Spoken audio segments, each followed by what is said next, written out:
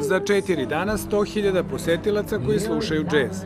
Pre 20 godina to je bilo nezamislivo na početku Nashville Jazz festivala. Sada su tu ugledna svetska muzička imena, Blues Brothers, Candy Dulfer i Joka, briselski džez orkestar. Mislim da smo imali obavezu da zbog jubileja, jubilarnog 20. džez opstanka, napravimo najbolji program do sada. I moguće da smo uspeli. Zvezda prve večeri festivala bila je prva dama brazilskog džeza, Tanja Marija. I'm always very happy. Uvek sam srećna kada sam okružena srećnim ljudima. Mislim da ljudi koji imaju ovakav festival moraju da budu srećni. Na festivalu se organizuju i muzičke radionice i izložbe. 23-godišnji Predrag Todorović predstavio je u crnoj-beloj tehnici svoje radove sa Nashvillea.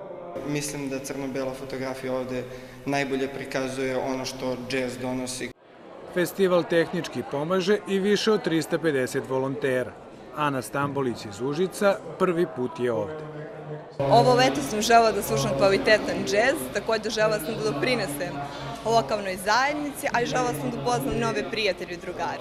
Nashville Jazz Festival trajeće do nedelje uveče i očekuje se da ovde bude održano više od 80 koncerata sa oko 560 izvođača. Očekuje se da na Nashvilleu bude više od 100.000 gledalaca.